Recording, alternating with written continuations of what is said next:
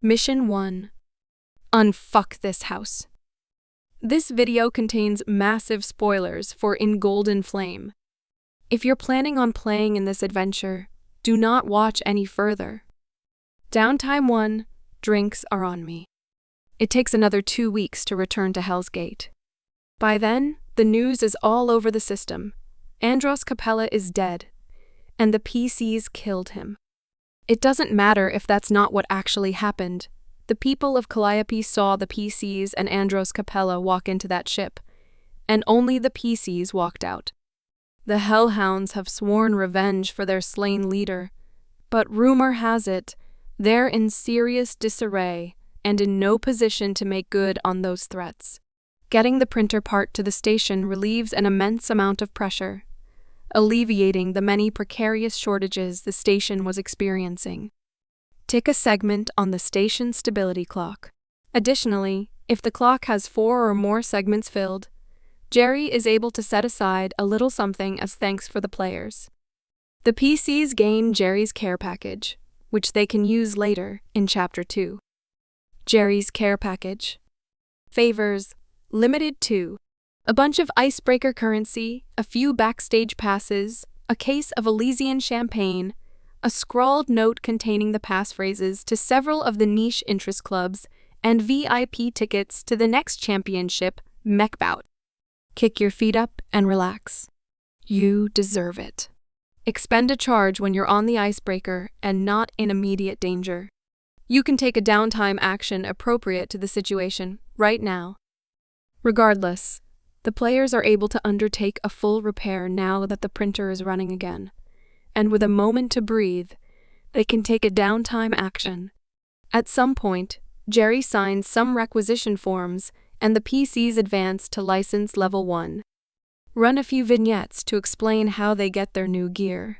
Encourage the PCs to spend time around Hell's Gate, building on relationships they developed over the course of the chapter. The gate, now in much better repair and under far less strain on its resources, is fully open to them. Given the tenuous situation with the pirates, however, Jerry still won't authorize unescorted trips off the station. If the PCs need reserves, there's places on Hell's Gate they might get them. Jerry, Chief MacArthur, or Zinfandel aren't exactly flush with spare supplies, but they'd certainly be willing to do a few favors for the people who saved the station. The Horizon Collective has a subaltern clinic on the aft tab ring, and they always seem to be well stocked. There's a thriving gray market among the militia, and there's always traders in port who might have something you're looking for. If nothing else, you can always go trawling through the junkyards and trash heaps. It's not dignified or hygienic. But even in space, people throw an awful lot of useful stuff away. Hell's Gate downtime activities. Here are some downtime actions specific to Hell's Gate that the PCs can undertake now, or whenever they have downtime on the station. You can also create your own using these or the ones in Lancer, or the Long Rim as starting points. Pitch in. You volunteer for extra work shifts and get down to the difficult business of keeping Hell's Gate running for another week. It's tiring, dangerous, and often thankless. But this is work someone needs to do, and if nobody volunteers, you're all just drifting. This could be straightforward work, like maintenance, cooking, or farming, or it might be more social, like education, medical care, or even entertainment. Explain the work you're putting in and roll. On 9 or less, you do more to hinder than hell page you get in the way, make poor decisions, or distract other workers. After a couple of days, you're asked not to show up for shifts anymore. Take +1H to interactions with the Gates residents until the next downtime. On 10 to 19, with a staggering amount of effort, and many nights with too little sleep, you're able to make some headway in tackling the station's innumerable problems. Gain a reserve and +1 advantage on interactions with Hell's Gate residents until the next downtime. On 20+, you solve a major problem that was causing a lot of grief. Tick 1 segment on the station stability clock. Take a reserve, and gain +1 advantage on interactions with the gate's residents until the next downtime. If multiple characters take this action, roll once for each character and take the best result. The station stability clock only gets incremented once, but reserves and social bonuses or penalties apply to all participating characters. Take a break. Jerry has added a few days' leave to your file, a rare privilege on Hell's Gate. You decide to spend some of them right now. Distress and recharge your batteries after the hectic few weeks you've had. Explain how you're distressing, and then roll. On 9 or less, you just can't switch off. It's hard to sleep, and nothing seems to help age you have a rough few days. But one morning, you wake up, step outside and find a little care package with some of your favorite snacks inside. There's a little note signed by more than 60 people. It says, "Thank you for keeping us safe." One of the kids drew your mech. They really do care. On 10 to 19, you feel a bit of the weight lift off your shoulders. You catch a good night's sleep for the first time in ages. Oh, and you made a friend. The GM can roll on the additional NPCs table from Beat 1, all ye who enter, page 75, or invent their own. On 20+, you feel better than you've felt in years. You're more ready to face the world than you ever were before. Not only do you make a friend as above, but take 2 counters. They represent a well of renewed confidence. During the next mission, you can spend a counter on an attack. Check or save before you roll the D20 to treat the result as a 10. Go cubbying. You strap on a mobility hard suit, pack a few rations, and set off into the gate's abandoned sectors. Some only have emergency lighting. Some are without power. Some aren't even pressurized. But all of them have something interesting hidden inside, if you can find it. Describe your exploration, then roll. On 9 or less, you get trapped behind a security door, stuck in a vent, or just hopelessly lost. You're forced to call for rescue. Jerry tearfully chews you out for setting a bad example, and has a maintenance team seal off a few common access points that cubbiers use. No other PC can take this action until next downtime, and you are now persona non grata at the Gates Cubbying Club. On 10 to 19, you find something interesting on your adventure. A forgotten cache of supplies. A functional console with useful data. An access card to a door nobody's been able to open, or something like that. You can treat these as a reserve, as useful materials for a future downtime action, like Get Creative, or as currency to give you +1 advantage on a few social roles. On 20+, not only do you find a bunch of useful stuff, you discover something in a forgotten corner of the station that's been causing a bunch of those problems the wrenchies couldn't figure out how to fix. Jerry eases up on the whole cubbying deal. So the station's cubbying club now thinks you're rad as hell. You get a reserve, and until the end of the next downtime, anyone else who takes this downtime action gets +1 advantage on the roll. Get the militia in shape.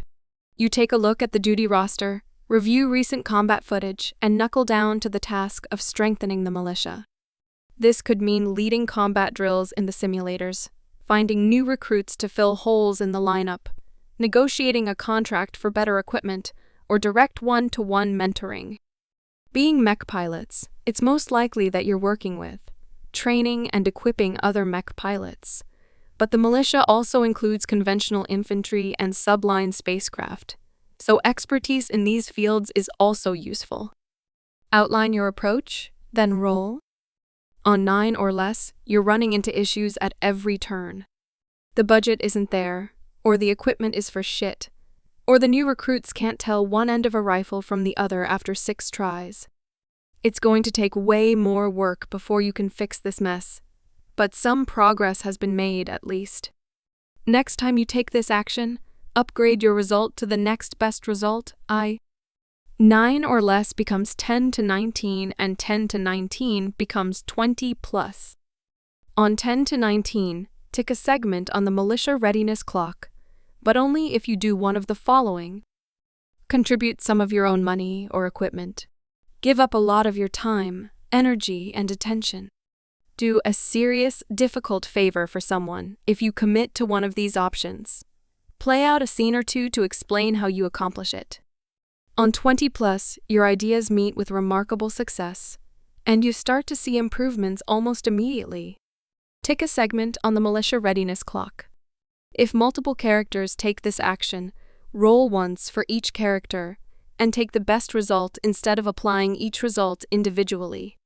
Join a salvage crew. Now that the scanning array is back online and the pirates are out of the way, salvage runs are starting up again. You check your hard suit seals, pack your bag, join a crew, and spend a couple of weeks out in a wreck field. If you're not the salvaging type, you can still bring your mech, keeping the team safe while they work. Guardians get a cut, just like everyone else. Create a 6-segment salvage clock on your character sheet, then roll. On 9 or less, fill in 1 segment on the salvage clock. On 10 to 19, fill in 2 segments on the salvage clock, and gain 1 item of particular interest. Roll 1d20 to see what you find. This can be used as reserves, pilot gear, or to gain +1 advantage on a relevant skill check. On 20+, due to your stellar performance on this run, the team votes you for first pick. Fill in 3 segments on the salvage clock, then roll 2d20, choosing 1 result. From now on, you can clear segments on the salvage clock for the following benefits. 1 segment, gain +1 advantage on 1 skill check to invent, create or repair items, or on 1 skill check to barter, negotiate, or bribe. 2 segments, during any downtime, gain 1 piece of mech equipment and gear, Lancer, page 51, as reserves. 6 segments, during any downtime, permanently obtain a piece of exotic gear which your character knows about. Salvage finds. Roll 1d20. 1. A reinforced transport case about the size of a shoebox.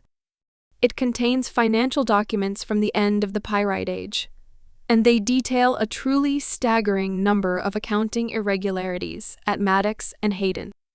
This was evidence in an embezzlement investigation. 2. A set of disposable solid fuel boosters intended to get an atmosphere-capable subline ship into orbit. It's odd to find them out here. They're meant to burn up on re-entry after decoupling. These ones don't even seem to have been used. 3. A flight data recorder from a Harrison Armory Malheur-class fighter. The last flight Sigurd II Beta took begins with launch from its mothership, after which it registers a series of close-range engagements with enemy contacts, the sudden and unexpected absence of fleet comm, a long period of dwindling fuel, and then silence. The fighter itself is nowhere to be found. 4. This looks like the arm from a Saladin. The shield projectors have gone dark, but the fingers of its hand still twitch slightly under residual power from local backup batteries. From the damage, it seems like something grabbed it and wrenched the whole limb right out of its socket. 5. A Delta 5 power relay, in good working order.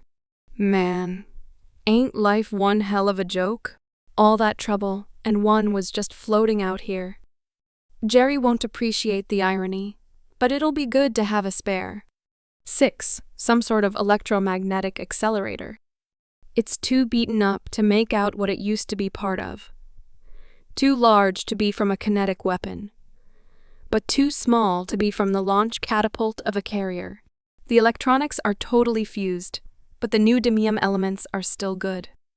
7. A crate of Harrison Armory military rations, still in their nigh indestructible packaging. They're not culinary masterpieces, but they're tasty enough, whatever criticisms you might level at the purview. They know how to take care of their soldiers. These ones are vegetarian taco pasta flavor. 8. Score. A case of Creighton's Choice Purple Ribbon Whiskey, all 12 bottles intact, unopened, and still in perfect condition. Now you can get drunk like an executive. But if you're not the drinking type, there's any number of bars or rich kids across the system who'll pay out the nose for this. 9. The relativistic particle stream mediator from a near-light drive. You're not supposed to see this outside of the drive housing. You hope whoever this originally belonged to didn't try to go to Bolt without it. 10. An omnihook.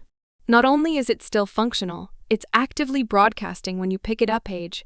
If you try to interact with it, it demands a password and starts a 20-second countdown. When it reaches 0, it erases its internal memory and reboots in factory default settings. 11. An old survey satellite launched by first-wave colonists. It must have gotten knocked out of its original orbit somehow. The internal databank has a lot of scans showing what Zethus looked like centuries ago. 12. A blown-out cold core reactor. Looks like someone tried to hot swap the muon catalyzer while it was still running. That would explain why it's covered in a thin crust of melted hard suit parts and carbonized organic material. 13. A teapot. How'd this get out here? 14. An empty, older model hard suit. It's weathered by centuries of exposure to space, but it has no breaches or tears. Disconcertingly, its logs register an occupant up until about 40 years ago, and they were alive the whole time. Then, abruptly, they were gone. Not dead, just gone. 15. A chunk of glossy black stone about the size of a fist. It's smooth on one side and jagged elsewhere, as if it were a fragment of a larger object. It's impossible to identify. You can't chip it to get a sample, and it doesn't show up on sensors. In fact, sometimes you forget that it's there. 16. A hopper from a mining vessel, used for storing raw ore until it can be refined. This one is full of sperrylite, a valuable source of platinum. The hopper shows signs of having been ejected into space via explosive decoupling. That's strange, your scans can't pick up anything wrong with the ore. 17. A catalytic cracking unit, probably from a hydrocarbon mining vessel with an onboard refinery. This one is very badly scorched. 18. An intact escape pod, launched clear of its mothership about 6 years ago. It contains physical currency, provisions, weaponry, equipment, and identity documents to support the cover identity of an individual going by the alias of Jackson Porter Monroe. 19. A hardened refrigerator with its own long-term power source. It's full of unlabeled ampoules that seem to contain blood. If analyzed, the blood doesn't match the genetic profile of any known life form. 20. The battered remains of a skip drone. It appears to have struck something shortly after translating out of near light. You get an eerie sense of déjà vu when you look at it.